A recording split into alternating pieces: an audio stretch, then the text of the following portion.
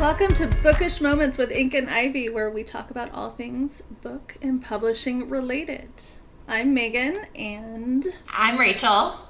We're also video recording this so we can put it up on YouTube. So if you are joining us on YouTube, hello, you can see us.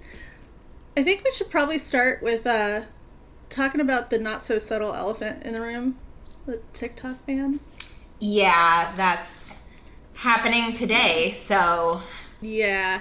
If you don't know, Ink and Ivy is Ink and Ivy Press, and we are a hybrid publisher and publishing services company. And as we do most of our marketing on TikTok, this is going to be super exciting.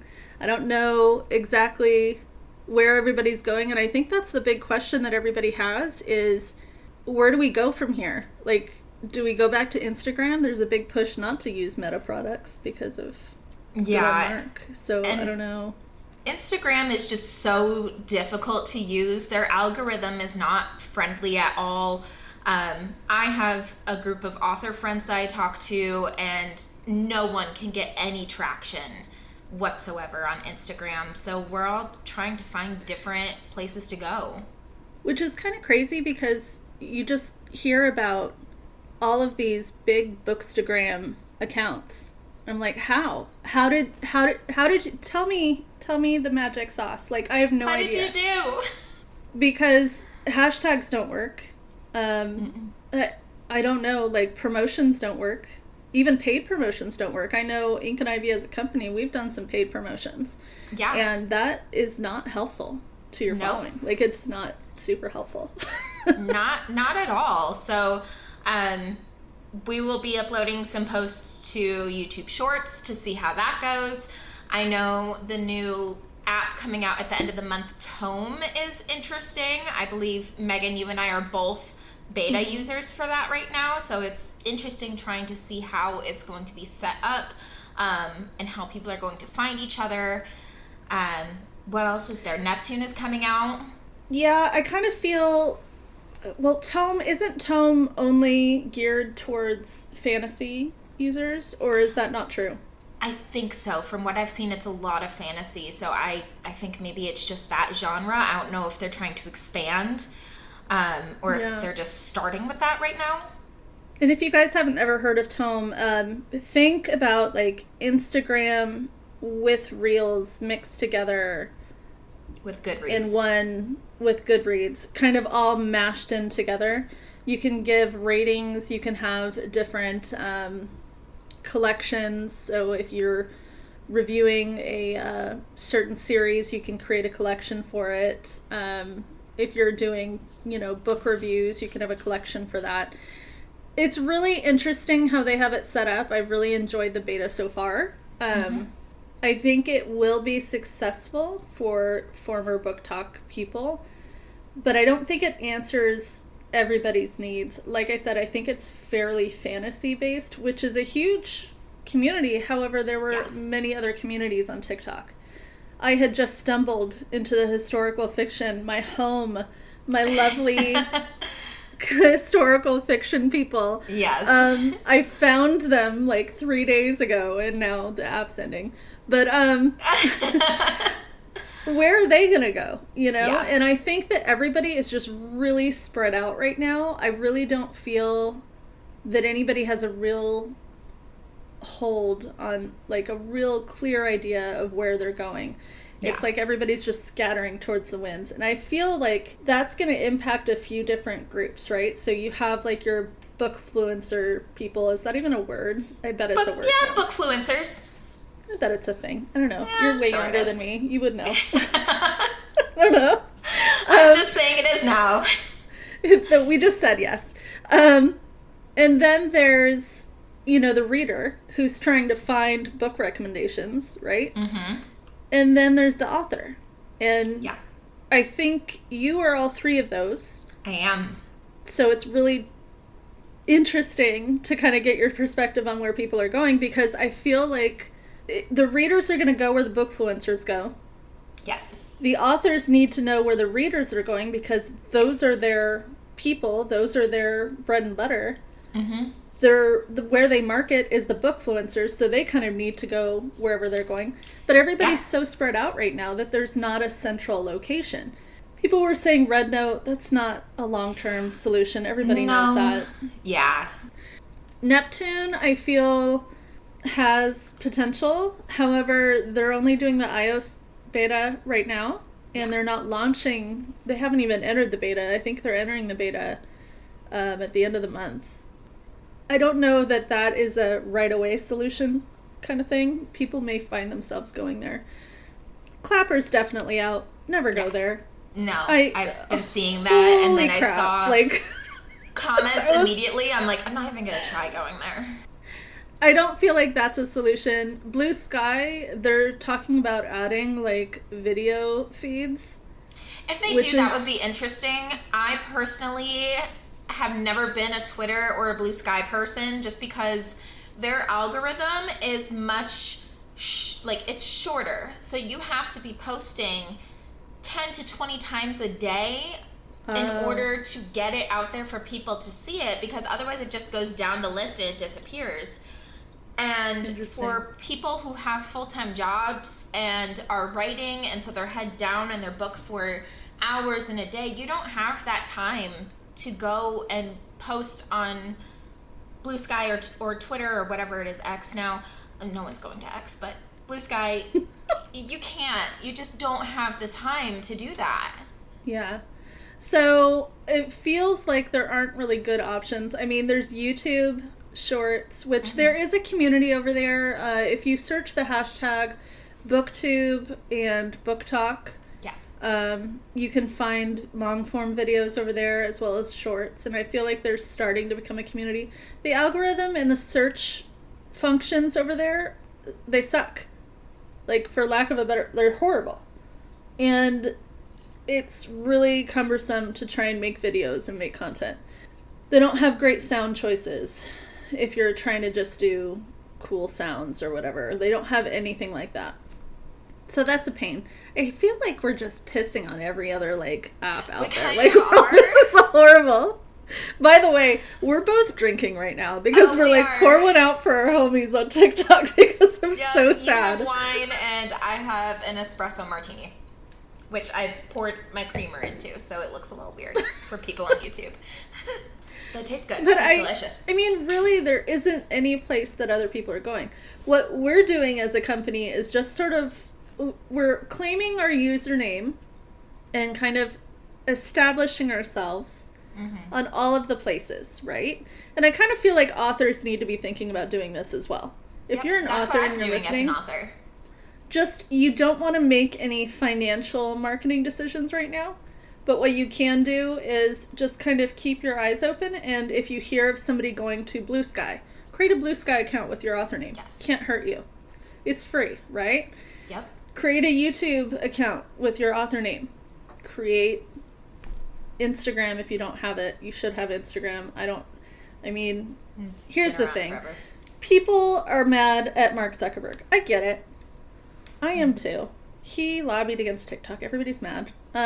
Totally understand. However, there's your personal choice of social media app, and there's your author business.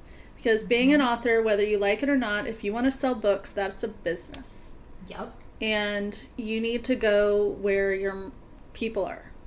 And if your ideal reader is hanging out on Instagram, you gotta go to Instagram. That's where you go. And you gotta try and figure out that algorithm. And when you figure it out, please give us a call and let us know. Tell us, please. Because it's painful. It is. But yeah, I feel like, I don't know.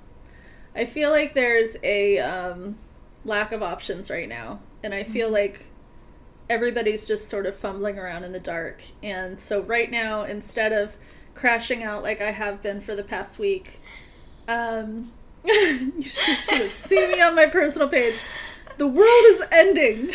Yeah, we both were, honestly. We were sending each other TikToks of just everything that was happening back and forth. Because we couldn't really talk to anyone else. We didn't have anyone else to talk to about this. Our husbands don't really pay attention to TikTok. I was on Red Note learning Mandarin. Like, it was crazy. So I feel like for right now, you should, if you're an author and you're listening to this, don't put any money towards marketing for the next couple weeks. Just kind of see where everything falls. Create a presence on all the apps and just sort of wait it out. Find out where your people are going, because once you find out where your people are going, then you'll know where to kind of put yourself and kind of cement yourself and put your money and put your marketing, efforts. Right now, you have no idea what's happening. And so you're going to be just throwing things everywhere, seeing what sticks, and that's not helpful to you. So that's kind of what we're going to do, I think. Yeah. We haven't talked about that, but I feel like we both kind of felt that way. Yeah, that's what, because I handle a lot of the marketing and social media stuff for Ink and Ivy. And like we mentioned, I'm also an author, and so I'm in the position on both ends. I've pulled back all marketing expenses for both myself and Ink and Ivy because I don't know what's happening right now. I'm not going to put in that financial effort for something that's ultimately not going to work. I want to see what is happening, where everyone is going, and what's working before we start investing in those things again. And it's going to take a while, unfortunately, but that's okay. There are tons of free things you can do for your book. Free promotions, good read, giveaway, Can you talk a little bit more about the Goodread giveaway? Because I think that's something that not a lot of people know about. And I'm not, so I write a lot. I have a lot of manuscripts that are not finished. So I am like the person who has great story ideas, and then I write until the muddy middle, and then I go, well, that was fun, and I walk away. It drives Rachel nuts because she's like, can you just finish? Because I'm the person that and this is how I got my first book finished. I sat down and I forced my way through, and I had to constantly remind myself, because every author wants to edit as they go, because you write something and then go, oh, there's a better way to say this. Just get the words on paper. Just write it. The amount of times I had the word elephant, because elephant was my placeholder word. Elephant, I searched it before I started going back and doing my edits, and I had over 1,500 results because they were my placeholder, because I'm like, name, don't have the time for that right now. Elephant. Place, elephant. What I'm trying to say here, don't know. Elephant.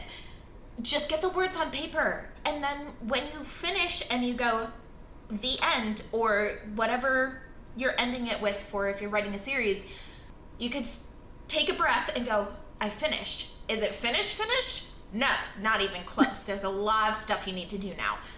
But you have the bulk of it down. Now you can go back and refine it. Anyway, I got on a tangent. No, sorry, I let us down that merry path. But we've heard of authors that we've worked with that had really great success with it. And I know that Rachel's had experience with this, so. As an author, you have two options for setting up a Goodreads giveaway. You have the ebook, or you can do physical books. And the physical version, you can give away as many as you want, but you're the one who is mailing them out. So you have to take in consideration shipping costs, shipping labels, the boxes. Do you have the supplies to ship it? Printing costs for those books. Mm-hmm. So ebooks are probably the way to go from a cost standpoint, just simply because if you're trying to just market, the least expensive option would probably be ebook. Does it cost anything to do? No, as long as, not that I'm aware at least, as long as you have a Goodreads account and you have connected your Goodreads account to your book on Goodreads, which you sign up for their author program and say, hey, this is my book. It takes a few days and they go, congratulations, this is your book. Yes, it is. And then fantastic. Yes, correct. That is my book. And then you set up a Goodreads giveaway, and it shouldn't cost anything. Goodreads is pretty much no cost. The only thing that costs anything is if you reach out to them to do more advertising, which from what I've seen is really, really expensive. So unless you have thousands of dollars set aside, I would stay away from that. Yeah, I think that that's kind of problematic being like if you're a self-published author to try and spend thousands on marketing is just unrealistic. You don't need to. It's unrealistic. You're going to learn really quickly as an author, an indie author, a self-published author.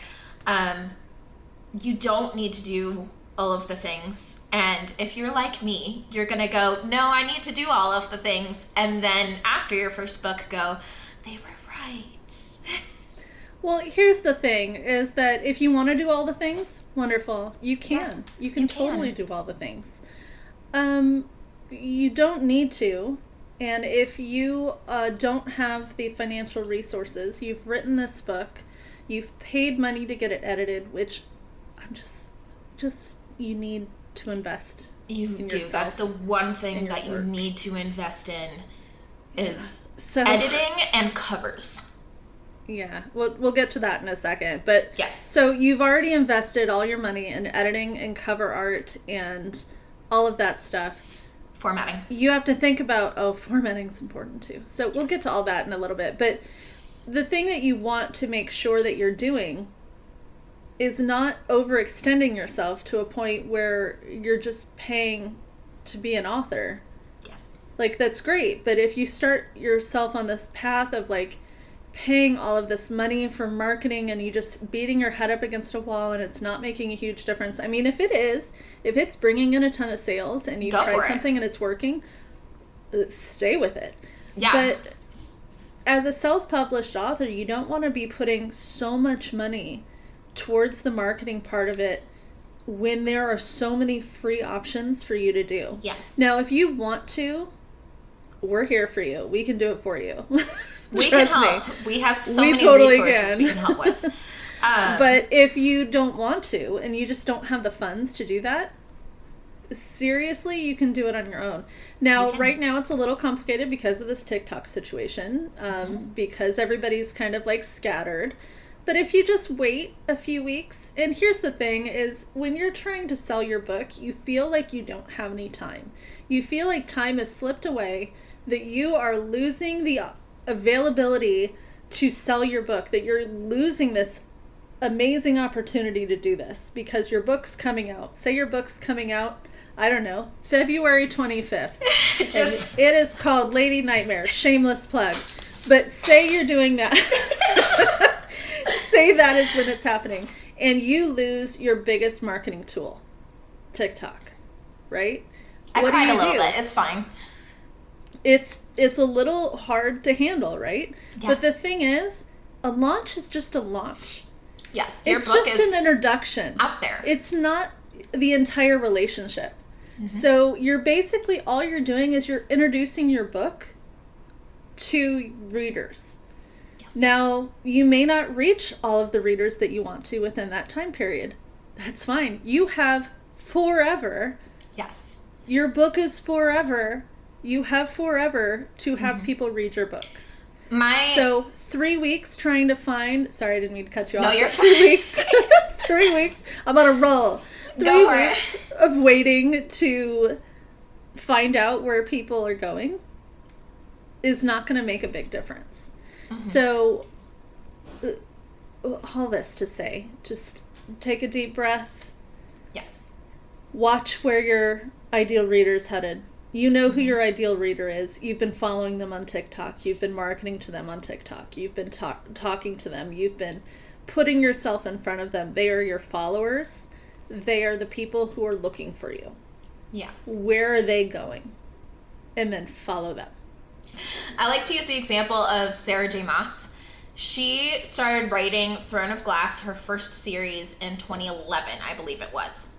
I found that book in like 2011, 2012.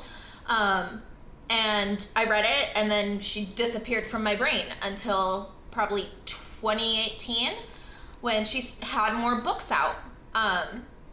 And she is a traditionally published author, so she is in bookstores. You see it on the shelves. But she didn't get big until 2021, 2022. So that's 10 years that she was out before she really took off. And that is thanks to TikTok, but that just goes to show that you don't know what's going to come out in the next year, the next 5 years, the next 10 years, and when people are really going to find it and it's going to take off, because it doesn't matter what level that kind of happens, it's going to take off one way or another. And we always tell our authors, everyone you come across should know that you're writing a book and when it's coming out, where they can find it, because you don't know who you're going to talk to that is going to go, oh, this is amazing. I have this connection, who has this connection, who has that connection. And all of a sudden, you sign into your email and you have a dozen orders. We have a lot of people that we've told they should create these bookmarks as like their calling card. It has a QR code that leads them to their sales page of choice, whether that be Amazon or Barnes & Noble or bookshop.org or their website, what have you, their website, wherever. So basically, you have these bookmarks, you're in an elevator. Let's just use this old elevator idea. Pitch. But you're in an elevator, you're going to an appointment, and you say hello to somebody. You ask how their day is. All of a sudden, they start talking. I don't know if this happens to other people, but it happens to me all the time. Like, people start telling me their life story. I know their children's names by the time I get out of this elevator. It's crazy. I don't know what's happened. But I look angry. Apparently, I've been told I look angry, and no one talks to me, and I'm okay with that because I'm an introvert. So okay, well, me too. Well, no, I'm an introverted extrovert, I guess. So basically, you're in this elevator with somebody. Put yourself out there, right? You have to. Do you like to read? I mean, don't be creepy about it. Don't be like, do you like to read? As your intro line. They haven't said anything. Hey, do you like to read? I wrote a book. I mean, use common sense and be nice. Find a segue. But as authors, and most of us authors are introverts, you have to step out of your shell just a little bit in order to sell your book. Which is so crazy, because you finally found the thing that you want to do for the rest of your life, your career, is to write, because you can do it alone in a room, quietly drinking a glass of Sauvignon Blanc and be super happy about it. And maybe have music on in the background and your dog in a chair. Like, this is all you want in life. And then all of a sudden you finished it. I'm not speaking for myself because I have yet to do this. So you finished it and you go, fantastic. Wonderful. Now I just want to give this to a traditional publisher. And you put out all these query letters and they go, that's neat, honey. Thank you so much for trying. Mm-hmm. And then they don't reply because it doesn't happen to be what they're looking for at that moment. It's not like a reflection of your work. I'm like going down this story now. So now you've tried reaching out to all these people. Everybody said no. They've shut the door in your face and you're feeling really sorry for yourself. And you're like, you know what? I'm going to just go ahead and do this myself. So you go ahead and you get it edited. You invest in yourself and in your work and you get it edited. You get it formatted. You get a wonderful cover. And you put it up on Kindle. Nice plug. You put it out on Amazon and Ingram Spark and all of this stuff, and it's in all these bookstore websites, right? Because when you put it up on Ingram Spark, it'll be on barnesandnoble.com, bookshop.org, all of this stuff. So you're out there. You're like, this is great. And nothing happens. Because you want to know how many other people are doing that exact same thing? Thousands. So many. There are thousands of books published to Amazon a day. There are over 48, I believe the last number was like 48 million books. I could be wrong. Don't quote me on that. There's a ton of books on Amazon. And so nothing happens. And you go, well, what do I do now? Now I have to market? This is not what I signed up for. I signed up for sitting in my chair drinking Sauvignon Blanc, hanging out with my dog, and writing about the 1920s, and somebody's dying in a study. This is my world. So this is what... You're the cozy mystery person. I'm the epic fantasy person. Well, actually, like, we joke around because I have, like, existential crises, and then it, like, leads into my characters, and they end up sitting alone in a field, staring at the ground at some point in the story, and I don't know what happened. And that's usually when I walk away from the story. They're still sitting in a field somewhere. So, anyway, all that to say, you have to get out of your comfort zone every now and then. Yes. To be able to market your book and be able to get yourself out there and reach the readers. Otherwise, if you just want to write for the love of writing, fantastic. I get you. That's what I do. Is I write because I love to write. Yeah. Nothing's happening with my books because I haven't finished them. But if you're finishing these books and you want to put them out there, you got to do a little legwork, and it sucks. It's uncomfortable, but you do get used to it eventually, to a point. I gotta say, you've actually gotten really, really good at the video format for your books. Thank you. It took a minute. The first TikToks that I recorded, I didn't know what I was doing whatsoever. And then all of a sudden, I was like in full cosplay for my main character, and I'm like, wow, we have come a long way. I saw that, and I'm like, who are you? I'm like, we have come a long way. I have a corset, I have gloves, I got all the things. There's some weird thing happening with your eyes. Like, I was like, what is going on? That's Jeff. You'll love Jeff. It's great. So, yeah, you have to step out of your comfort zone a little bit. I see authors who reach out to Barnes & Noble, for example, because this is happening for me in a few weeks. Shameless plug. And this is full of shameless plugs. Shameless plug. Authors will reach out to Barnes & Noble, to their local Barnes & Noble stores that are just in their towns, and go, hey, can I do an author signing event? Most of the time, if they have availability, they'll go, yeah, absolutely. This is the days that we have available. You select a day. They go, fantastic. Bring your favorite pens. Bring a good attitude. And we will order your books. Fantastic. You show up. You have a table. Now what? And I see these authors because I go into my Barnes & Noble like once a week because books. I'm a book collector, and I collect books faster than I can read them. So these authors, I see them and they're sitting there and they're just watching everyone walk by. You have to reach out. And I actually talked to a lady today in Barnes & Noble. I walked up to her and I'm like, hey, I work with a publishing business. Here's a little suggestion. Like, just say hi. Because just sitting there quietly while they walk by, they'll just glance. And a lot of people sometimes don't want to talk to people first. Just say hi. See where it goes. Because that think can of take them you a long way. as like somebody who is looking for a book recommendation. Somebody who is searching, because that's what people are wanting when they walk into a bookstore. I don't know about you, but I don't know exactly what book I want when I walk into a bookstore 9 times out of 10. Yeah. I walk in there and I wander the aisles. Yep. And I look at the covers, which is why you need a great cover. And I read the book blurbs, which is why you need a really good book blurb. Book blurb. And yeah, if you just go, hey, what are you looking for? Are you looking for something specific? Number 1, they're going to think that you work there. Fantastic. Yeah. Number 2, you can then say, oh, you like fantasy? Wonderful. Guess what? I just wrote a fantasy book. You want to read the back? Let me tell you about it.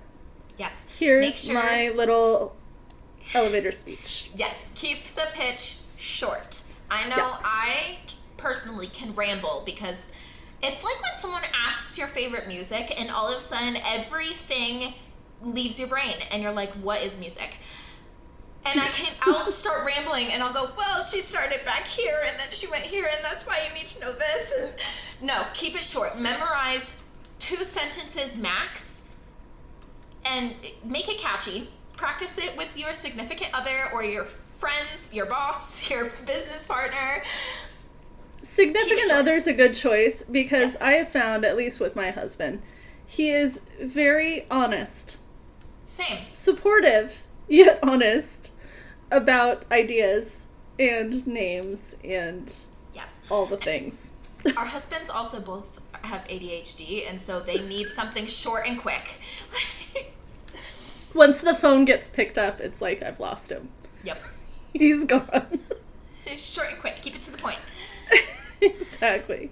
So, basically, you're going to have to go out of your comfort zone a little bit in order to market yourself and get yourself out there. But for right now, because of where we are, I say just take a breather. Now would be a great time to go on vacation. Mm-hmm. Just kind of chill out for a little bit. Watch where people land. Create your accounts. Keep an eye on them. See what's happening. Engage on the platforms. Because that is what's going to push the algorithm. Even if you are not posting anything, if you comment, if you like, if you share, if you interact with the bookfluencers and the readers, that will keep your account available so that when you start posting, the algorithm goes, oh, okay, these people are interacting with you because you're commenting on their things and talking with them. It will push your stuff out there. I just wouldn't spend money on any of these. Don't let Instagram trick you into spending money on there right now.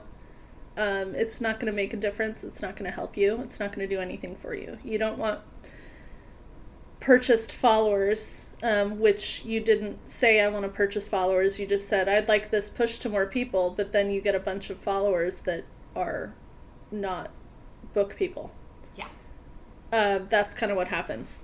And I'm not saying don't ever do it. I'm just saying don't do it right now. You don't know who's on what platform. You don't know where your people went. If you do, and you all went as a group, tell me where it is. But comment. If you don't, tell us where you're going. Yeah, if you don't, then I mean, I would just kind of wait to see where the bookfluencers go, because where the bookfluencers go, the readers go. Where the readers go, you need to go. Yes. So that is my 2 cents on that. But anyway, where we're going is where everybody else is going, and nobody knows where that is yet. Out. Yeah. Yeah. So we're just sort of hanging out. We are on all the things except for Facebook. We have an account on Facebook, but we don't ever use it. No, it's not our demographic. It's not our vibe. If Facebook is yours, go for it. Play around with it. Figure out what's happening on there, and let other people who are interested in that demographic know. So yeah, we're going to be on Tome once it comes live. We're, like we said, we're beta testing it right now. We're going to have a Blue Sky account. Yes. But basically what we're doing is sending you to other places from Blue Sky, because Blue Sky is just, we're not going to be posting a ton on there because who has time for that? And then YouTube. This is going to be going up on YouTube, and we're going to be doing YouTube Shorts. All of our videos from TikTok are going up on YouTube Shorts. So you can find all that information there. Right now, our biggest ones are going to be Instagram and YouTube, and the rest we're going to be figuring out. So make sure you're following us on Instagram and YouTube if you're not already. But yeah, so I feel like the TikTok ban, we're going to be okay. Yeah. No matter what, we're going to be okay. I didn't have a cell phone till I was in college. So the internet was not a thing, and we survived. Mm-hmm. And we're going to survive this. Everything's going to be fine. I am interested on how this is going to impact traditional publishers and bookstores. Because bookstores really benefited, especially Barnes & Noble. Barnes & Noble were on the brink of collapse before Book Talk. Book Talk really helped them. The thing about, I feel like there are a lot of misconceptions and there's a lot of confusion about the many different levels of publishing. For example, Ink and Ivy is a publishing company. We are not a traditional publishing company. A traditional publishing company would mean you have zero control over the book. Someone buys it. Yes. They buy the rights, whatever is in that contract. Mm-hmm. Yeah. You get some money up front. However, that is not, they're not paying you necessarily, they're just paying you ahead of time. Yes. Because you don't get any royalties until all of that has been paid back. Then you can start making royalties. And the royalties, yeah, their distribution arm is like wider than a self-publisher. Without a doubt, it is wider. But if they don't add marketing to your contract, you're still having to do that legwork. Yes. The same legwork. A lot of the times, traditional publishers will not add that marketing aspect. They may add like an especially initial, for a first-time author. Correct.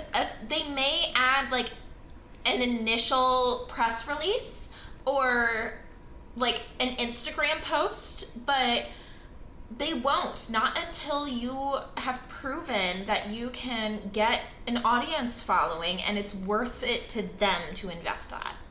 And if they have put a little bit of marketing in and you don't excel right away, there's no more marketing. They will not put a cent towards you. Because, like the Random House CEO said, I believe it was in some lawsuit somewhere, he said that the name Random House came from I'm going to butcher this quote, but the name Random House came from the book business being so random. Yes.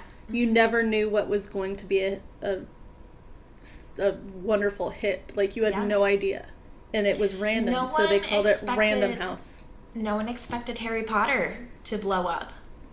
And that is probably the most widely known book series. Yeah. Or one of them, at least. Well, Sarah J. Maas probably didn't think, oh, this is great. No, I'm going to be awesome. She's a multi-millionaire now. Yeah. So I kind of feel like traditional publishers, if you don't get marketing in your deal or in the offer, I first of all, try and get the marketing in the offer. Mm-hmm. But you're going to have to do the legwork anyway. So that's why a lot of people have turned away from traditional publishing. Number one, you lose control over your own work. Your cover. And the direction of your work. Everything. Mm-hmm. You don't own your book anymore. No, you were selling it to an editor who can then change your book. The thing that you wrote and sold to them, your final work is probably not going to be the same. They can change the title, the main character's name, all of those details that you agonized over, they can change. So a lot of people have moved away from traditional publishing because they've realized that they could do it on their own without having to sell their soul to have that done. I mean, it is a business model. It's a business. A lot of people look at traditional publishing like it is some, like, they are gifting you with the opportunity to be traditional. No, they're buying something. They're buying a product, and then they're putting what little effort they want to into it to see if it will make them money. Mm-hmm. That is what that is. Don't confuse it. Don't get it twisted. That is not magnanimous in any way, shape, or form. Yeah. They are not going, you're so brilliant, I'm going to traditionally publish you. They're looking at your work and saying, that's marketable. Yes. And I'm not, that is what people are reading right now. I'm not shitting on traditionally published authors. I'm not at all. I'm just saying that this is what that is. And as someone who wanted to keep control of my book, another great segue, by the way. As someone who wanted to keep control of my book, keep control of the story, because it is my baby, which a lot of authors can relate to. This is something I poured 10 years into writing, and this is only book one of a 6-book series, just so you know. Shameless. I wanted to keep that, and so I always thought I wanted to go traditional publishing, and I had the gift. Audacity. I'm just kidding.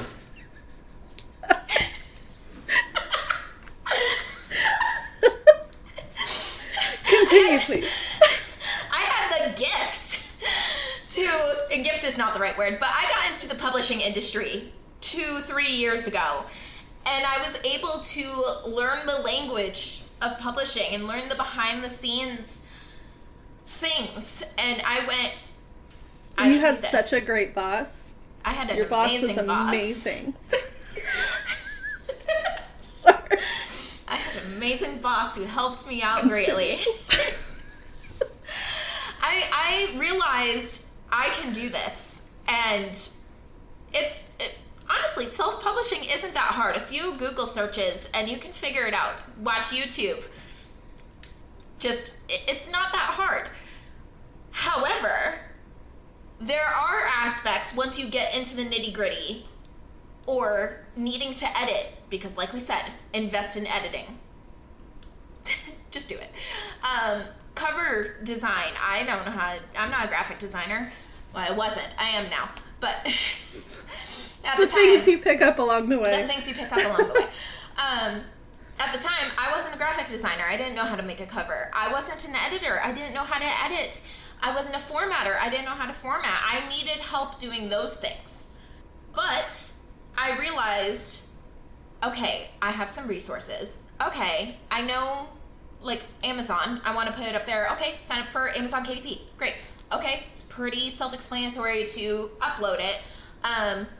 But there were a few things that I wanted to do differently. And so Megan and I got together and we were like, hey, we have the knowledge, we have the experience, we have the motivation to... And I should kind of put in here, like, when you started, you didn't do any of those things. You now know how to do all of those things. Mm-hmm. So even if you are, like, you feel confident in your editing capabilities, you are an editor, you have been hired by other people to edit their books. Yeah. You should not self-edit your book. No. No, you should you've still, been staring like, at maybe it. do one self-edit, read it aloud to yourself. Yes. So you catch all the things. But don't only self-edit your book. You need to give that to someone else. Yes. Because another set of eyes needs to look at that, because you were so close to that story. You are going to be blind. And you know this. If you're an editor, you are going to be blind to those issues. You know it's true. You know it's true. I mean, like, when I gave mine to my editor, I knew what was happening. So she went through it and edited it, and I would go through her comments, and she's like, wait, hold on. What's happening here? Wait, where did we go? Like, and I'm like, oh, well, I thought it was clear because I've been working on this. It was clear nonstop, in your mind. And it was clear in my mind. I know where she's going. But she was another set of eyes, a separate party that she's reading it for the first time. She doesn't know what's happening. I've read this book 8,768 times. I know what's happening front to back. But a reader doesn't, an editor doesn't, and so they're able to go, wait, hey, you missed a spot here. What happened to this character? What's happening here? And don't even get me started on copy editing. Every single person needs a copy edit. Yeah. You need someone to check your grammar. Because you can think that you have the best grammar in the world. Somebody else is going to look at that and be like, what? You have the word so, like, 5 times in this sentence. Like, what is happening? Mm-hmm. Yes. We're so happy anyway. that you are so glad that we are so... You just need to be careful and get a copy edit. She's laughing because that was my email yesterday. It happens to all of us. It happens to us all. But anyway, what we were saying was we have the experience and the knowledge, and we're both authors. We have the motivation and the drive that we wanted to do this. So we said, now I went to Megan and went, hey, you have been in the publishing industry for longer than I have. Yes, I can do this because I've been here a while. I know what to do, but I want your help with this. And so it started with publishing Lady Nightmare. Mm-hmm. And we got Lady Nightmare up and into pre-order. And then we looked at each other and went, we can help other people with this. It felt so good to put our name on something and say that we published that. And the work that was put into it by Rachel and by everybody else, it felt so good. And you. You guys, there was a lot that I did more in other things, but not this one. But yes. I was more of a sounding board for this one. But it was so it felt so good to have our company name on something that instead of just offering help to, self-published authors, if you want some help uploading, or if you want to hire us to do X, Y, and Z, we'll be sure to help. We'll be happy to help you. Formatting, editing, cover design, uploading, we could do all of those things. Instead of just saying, hey, we're here to help you with all of those, we decided, you know what, let's look into hybrid publishing a few things. Let's look into offering this to books that we actually feel strongly about, that we read and we go, oh yeah, this fits with our brand, this fits with who we are, this fits for what we want to be as a company. And Lady Nightmare is just kind of the beginning of that. So I'm really excited to read more manuscripts, read more 3-chapter submissions. By the way, if you want us to read your book for consideration, you can send us the first 3 chapters to hello@inkandivypress.com. Shameless plug. But we would love to continue along that vein, and it's been really fun, honestly. It's very fulfilling. We've had quite a few submissions already. It's very fulfilling. It is. Because we're able to provide an avenue to publish, like, authors being published, that they wouldn't have had otherwise, because paying for it all out of pocket for all themselves is insanely expensive. It can be. There's ways to do it, but when you cut corners, your final product can suffer. And I'm not throwing shade at anybody that has or has to do it that way. If you don't have the funds to be able to do it, then it's totally understandable. But we think that you should try and invest in yourself for editing and formatting and covers at the very least. And then at the very least, a hybrid. So let me talk about this. So traditional publishers, we went off on a whole nother tangent. So we did. It's a thing. This is us. The next type of publishing you have is what Ink and Ivy is now. And we offer publishing services, but we also are a hybrid publisher. So we hybrid published. We hybrid published Lady Nightmare. So there's a difference really quickly between publishing services and hybrid publishing. We do both. Publishing services is kind of what we were talking about, where, hey, like if you just need help with some editing, cover design, pick what you want from us that you need help with. We will help you with that. You do have to pay for it. That's the services that we provide. Our name is not attached to it.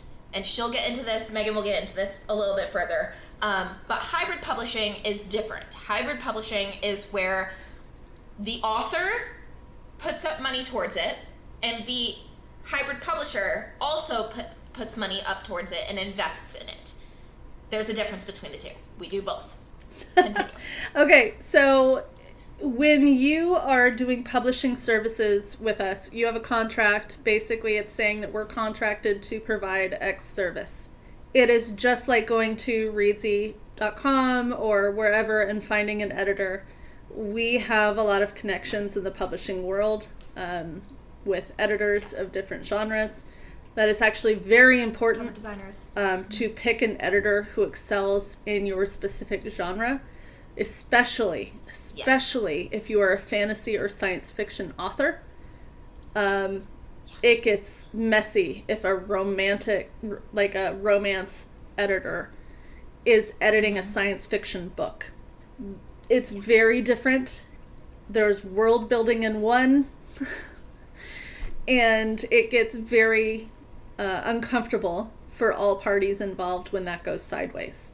So you want to make sure that you are working with an editor in the correct genre. So working with us, we do that for you. We take a look at your first few chapters and we can say, okay, I know the perfect editor for this person because I've worked with them on other things.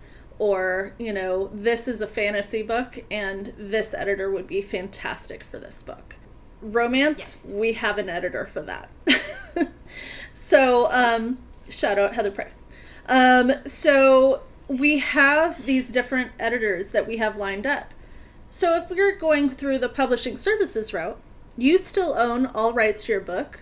We're not publishing your book. You are self-publishing your book. Nope. You are just paying us to do the services to make sure your work is the best that it can be. You're paying us to do the editing, the formatting, the cover contest type thing, finding a cover for you, uploading. If you want some help with marketing book boxes, special editions, what have you, like all of that we can do.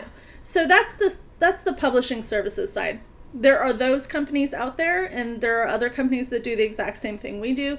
If you have a preference for certain genres, if you're a nonfiction writer, you probably can find some nonfiction people. We personally don't work with nonfiction authors, but we have some companies we could refer you to. And then there is hybrid publishing, and that is the other area that we are dipping our toe into and we're super excited about. So hybrid publishing, the author and the publishing company are both investing in the book. I think that is the best way to think about it, right? So the author still retains the copyright and the ownership over the book, but there is a contract in place to make sure that the publisher recoups the cost that they've invested in the book. Each contract will differ based on a negotiation with the person. Yes. We would present an offer. That person would take a look, decide if it works for them, and then we move forward.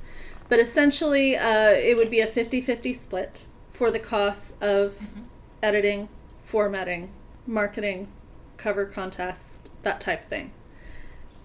If you're wondering where your money kind of goes to, it's because I've had people ask, your money is going to things like the editing, paying for the editor, because when we are setting you up with an editor and we give you a quote, let's say $2,000 for copy editing, just throwing a number out there. That $2,000 goes straight to the editor. We don't take a cent of it. We will add a $100 connection fee to that, and that goes to us. But your money is going to pay towards like the editors or the cover designer, the formatter, uploading, things like that. Our investment is going to the bigger things with marketing. So things like promotions, if you want book boxes, various other things that we can include on there. Your pre-order campaign, we have a very extensive pre-order campaign that's what we are helping to invest in. And it benefits us to put in that investment to help get your book out there, because like we said, we are helping to invest in this. And for example, for us, like the time period of that is limited, right? So it's like 5 years that we would hold control over the marketing of your book, that we would hold control over that. We don't own your book. Your book gets right back over to you at the end of it. There are some logistics involved, and we could get into that more if that's something that we bring up to you and want to offer to you. Yes. But anyway, different hybrid companies work differently. This is just how we work. That's how we approach it. Then there are vanity publishers. Vanity publishers, everybody knows the term. Everybody is like, oh my God, don't be a vanity publisher. We got into like a thing on our TikTok page with somebody about it. They're like, you're just a vanity. No, we're not. We help people. We facilitate self-publishing, and we would be happy to help hybrid. Anyway, it was a thing.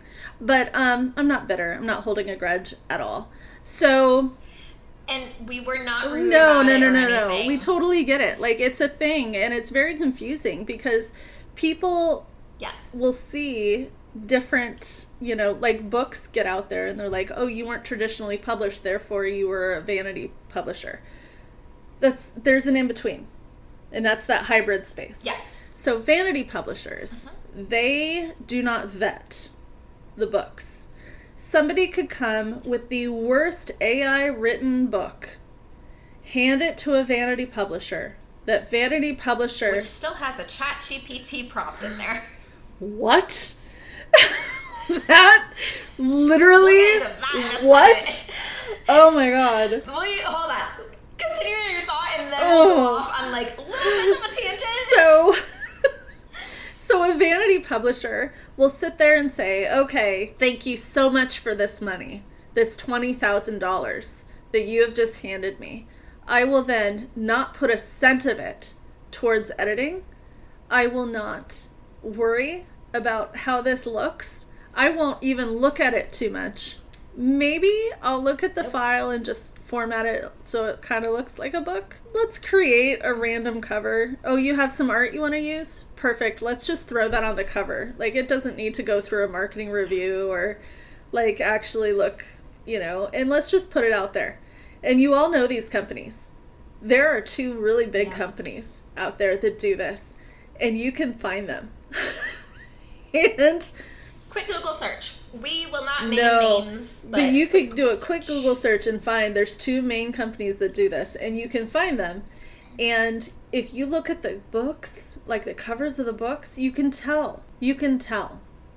The effort is night and day. Like, it's so they're there to make money on making sure that your book gets up there. They're completely unnecessary because you can self-publish for free. So, yes. If you're not going to edit, just throw your book on Amazon. That's a free activity.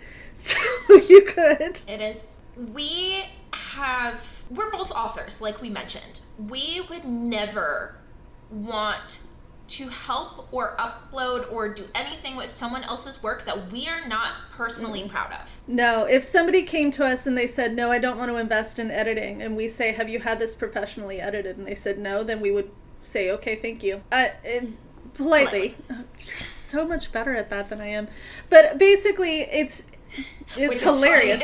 But basically, it's one of those things where we're not going to promote something that we don't believe in, that we don't think is of quality, that we don't think is readable. I have a hard time with books that are not well edited because my autistic brain stops working. If I see something that is wrong, I'm like, oh my gosh, we're done. Like, I can't continue. It's over. No, I just DNF'd a book on the first page, a traditionally published book. Yeah.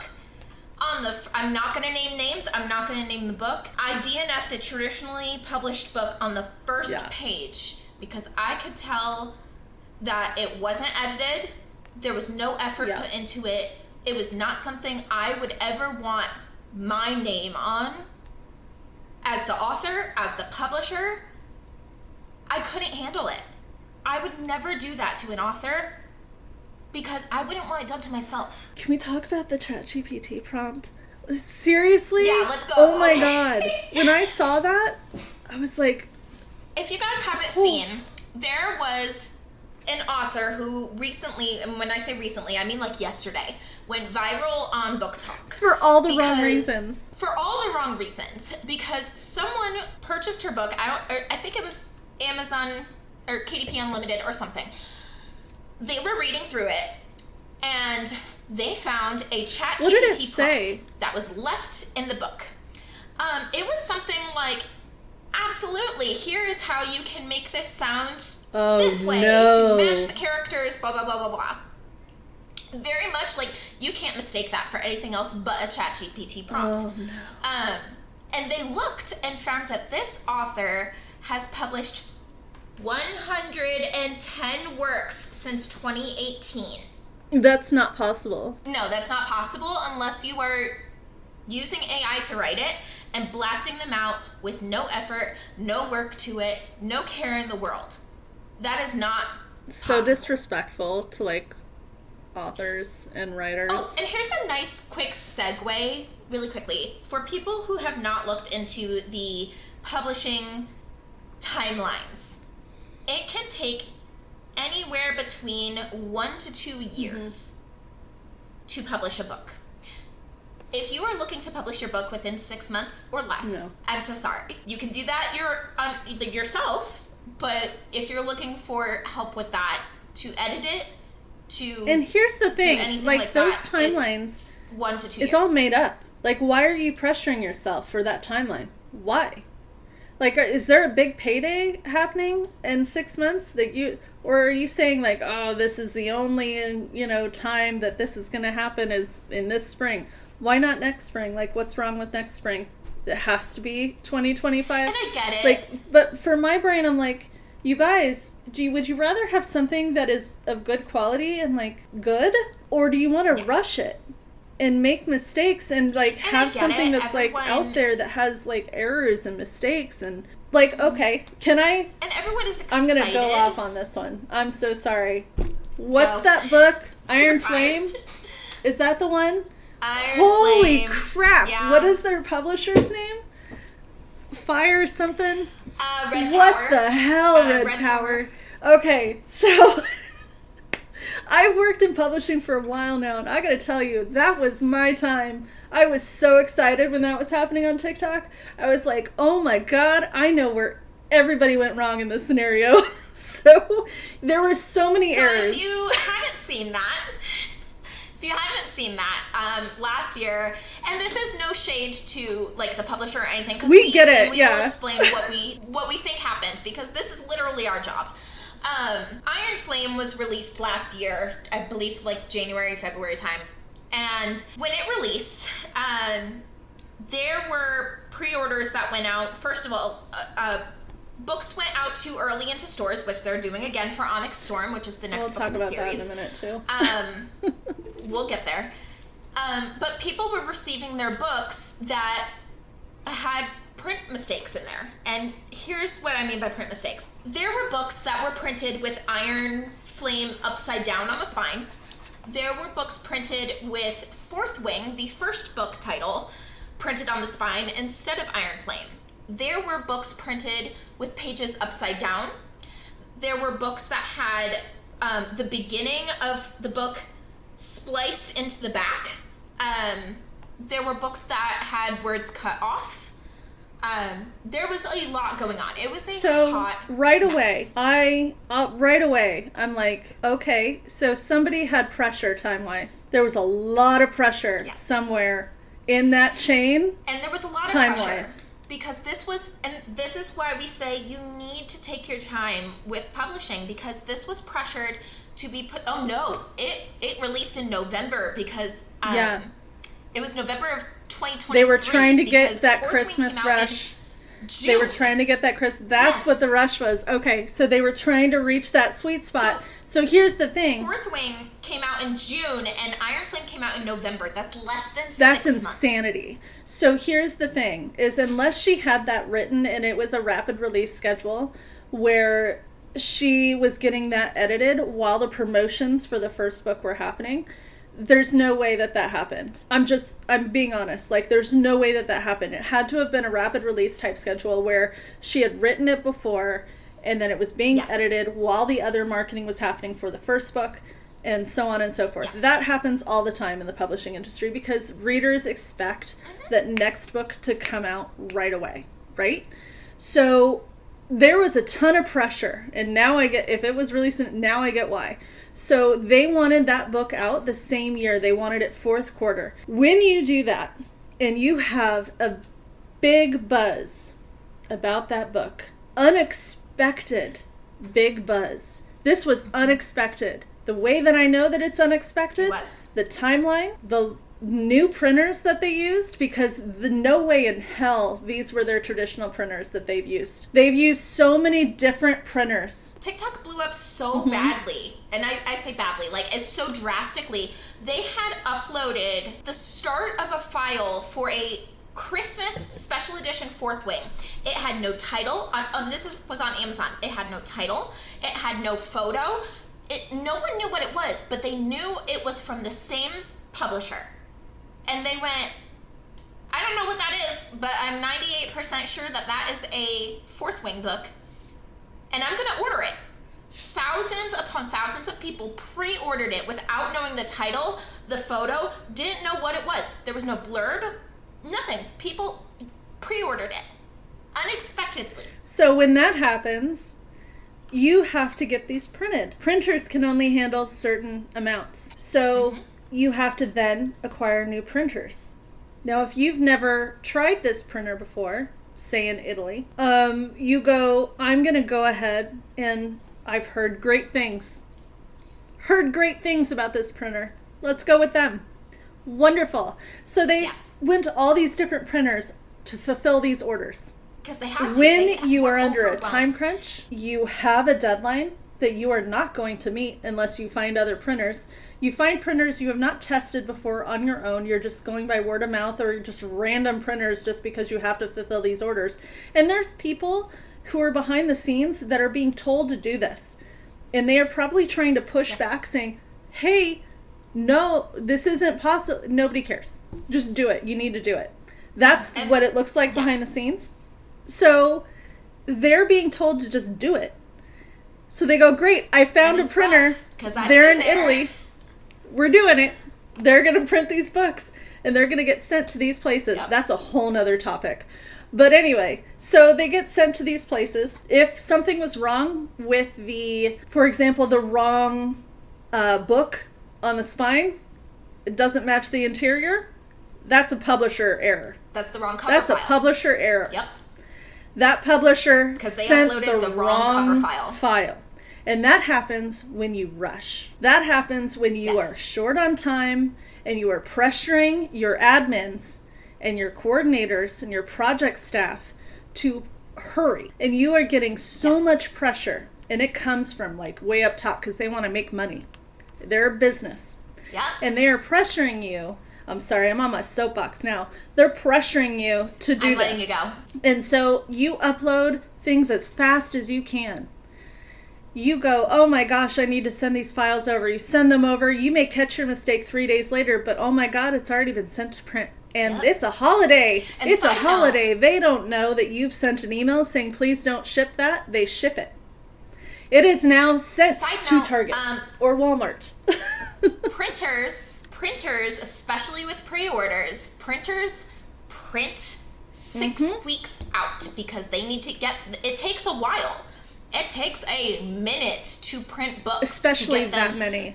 Especially that many, that big of a book, you have to print the pages, you have to fold the pages, and machines do this, but they have to glue everything together, they have to get the binding, they have to get the foils, the covers, everything needs to get together.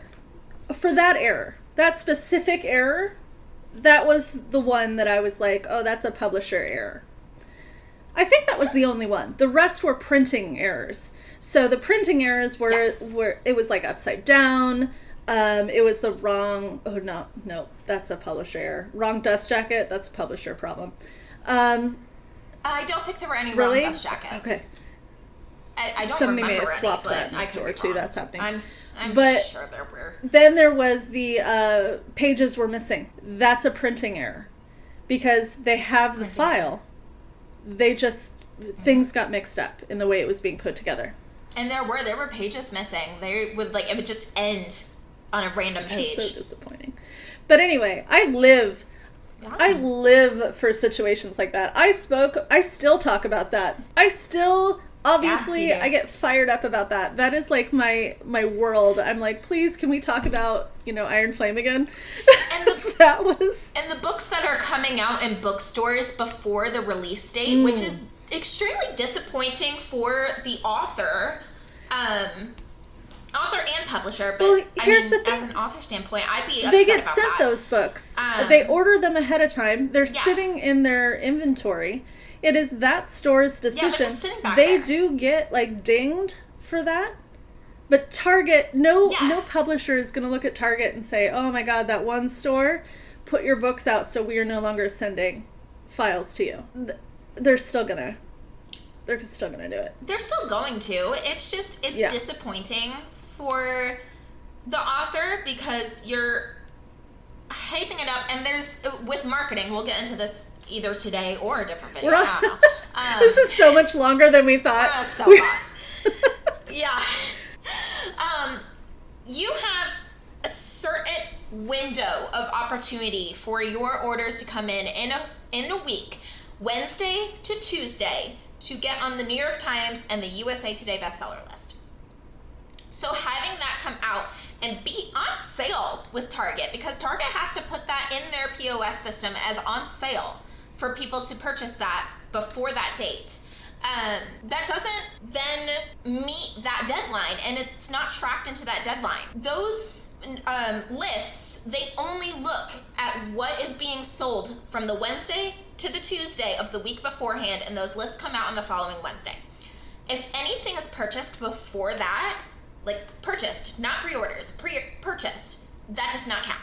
So it is all of this, like, you are not helping the author by going, and I don't mean to shame you, because I get it.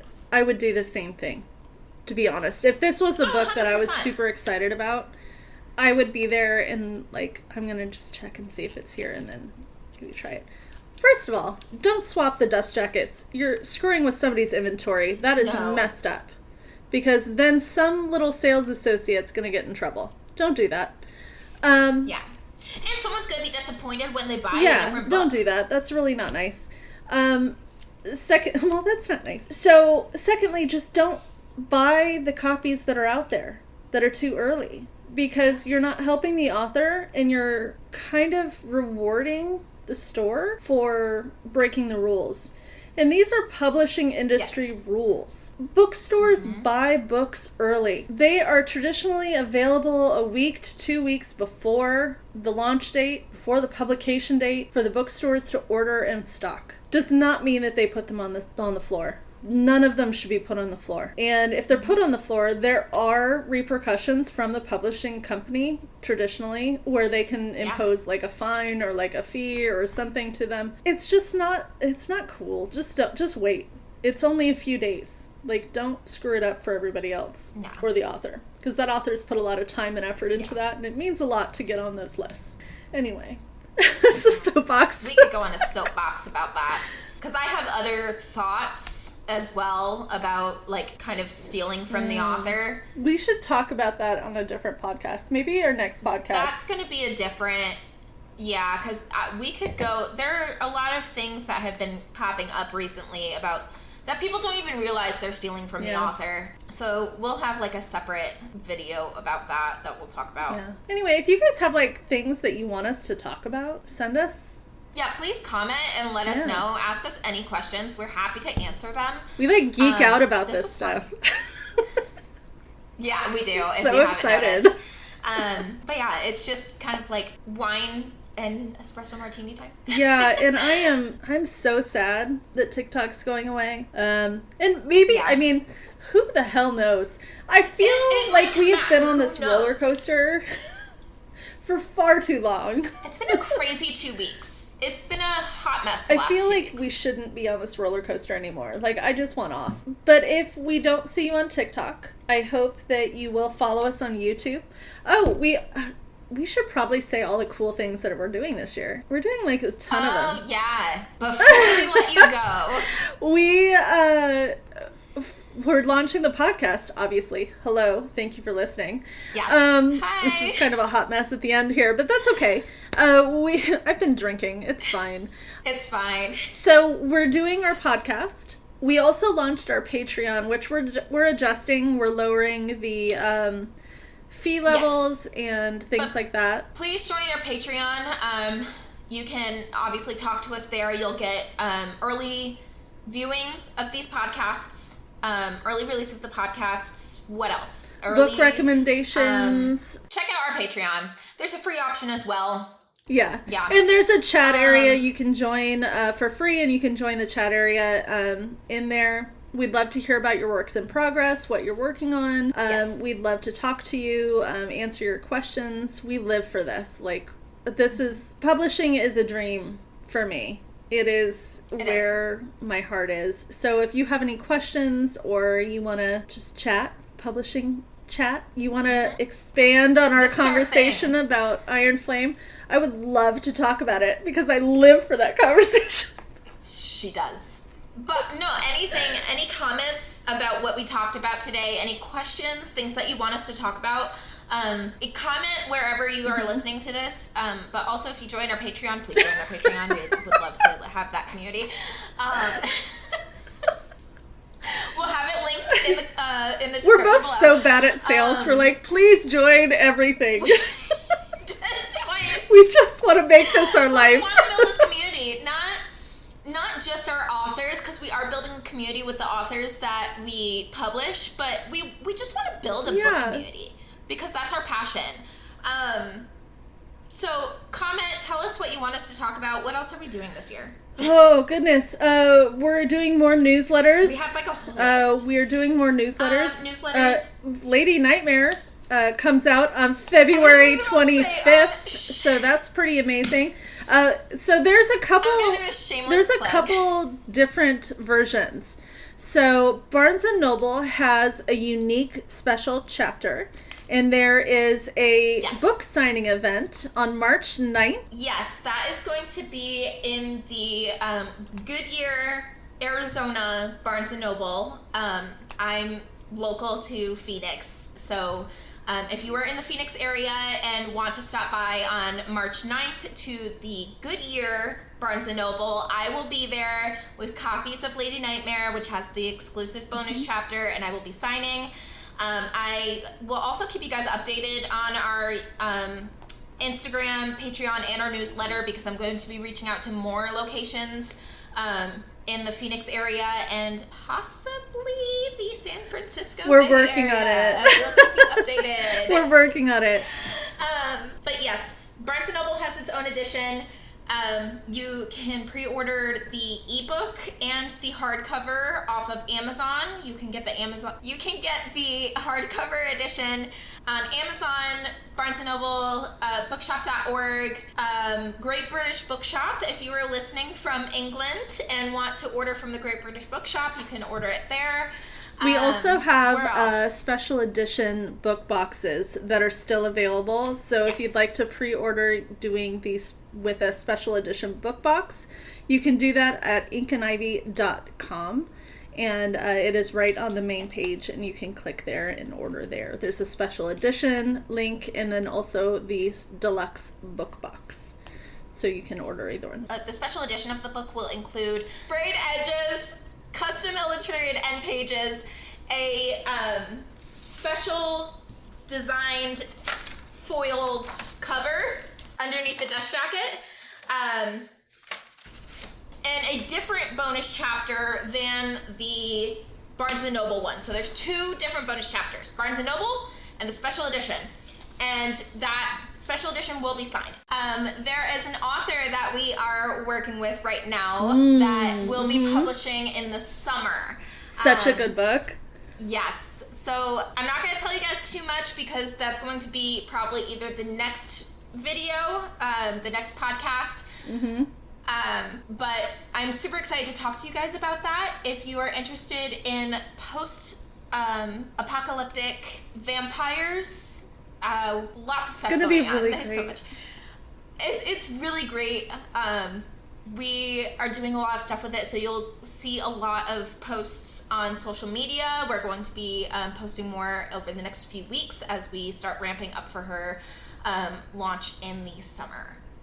So stay tuned for that. Yeah, it's a really great story. So make sure to join our Patreon. It's going to be linked below, along with all of our social media for the different places. All the places. All the places. We will have those linked below as well. Let us know if you have any questions, and until next time.